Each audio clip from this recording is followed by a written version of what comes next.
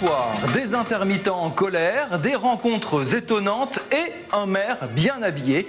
Voici l'actualité ce soir du 6 minutes Strasbourg Eurométropole, dernier numéro de l'année. Les intermittents du spectacle se sont réunis en assemblée générale ce matin à Strasbourg dans la fabrique de théâtre. Une vingtaine de personnes ont dénoncé encore une fois la réforme de leur statut et les nouvelles règles plus contraignantes de leur régime d'assurance chômage.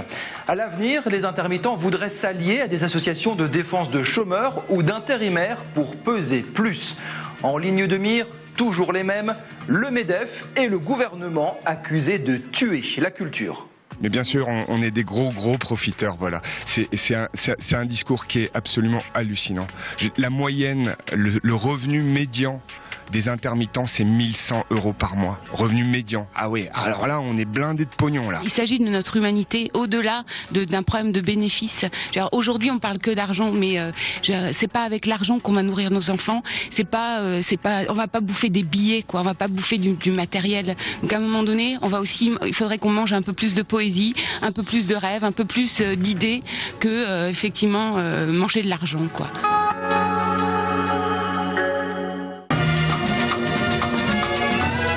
Depuis la rentrée de septembre, nous avons réalisé 78 numéros du 6 Eurométro sur Alsace 20, soit plus de 200 personnes interviewées. C'est la raison d'être du 6, mettre en avant les hommes et femmes qui font l'actualité à Strasbourg. Pour la dernière édition de l'année 2014, je vous propose de redécouvrir quelques gueules du 6 Eurométro, une sélection de personnages hauts en couleur, parfois complètement barrés. Vous en avez certainement entendu parler. Le studio de cinéma Sony a été hacké par des pirates informatiques en représailles au film The Interview, l'histoire de journalistes voulant tuer le dictateur nord-coréen Kim Jong-un.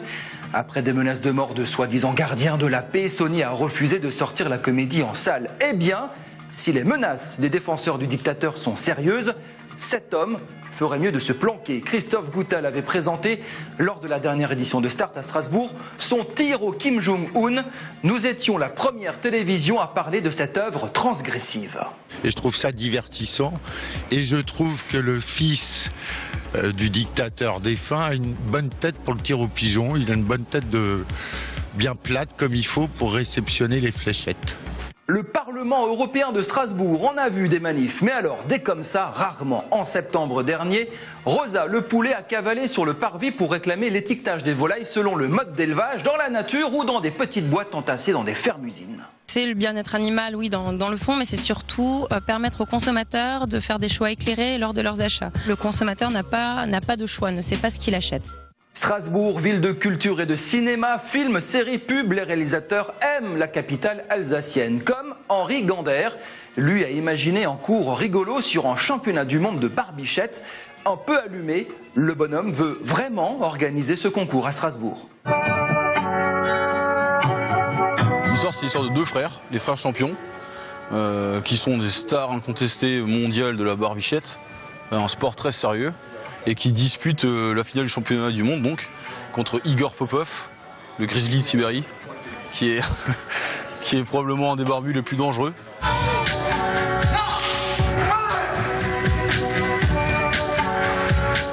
Octobre, rencontre avec Denis Yassek, ancien super flic des stupes à Strasbourg. Il nous raconte les grosses fêtes en charmante compagnie de sa brigade rue de la Nuée Bleue. Promis, c'est plus comme ça maintenant. On s'amusait beaucoup. On s'amusait beaucoup.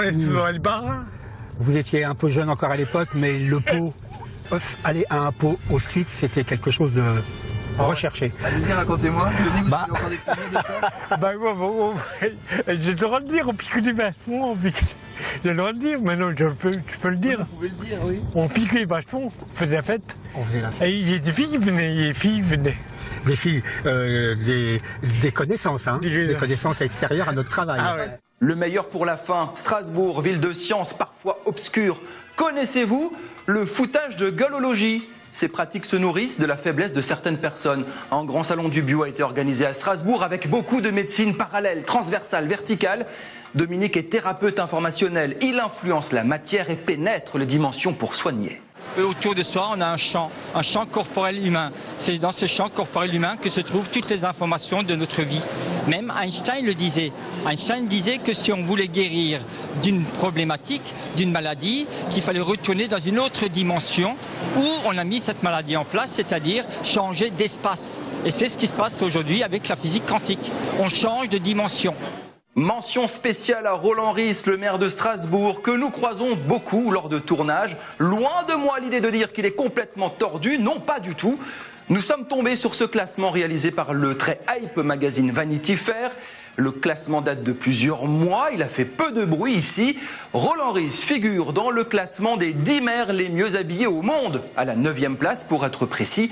Commentaire de Vanity, il porte souvent une écharpe rouge pour rajouter l'intrigue à son allure. Premier, le maire de Londres, Boris Johnson.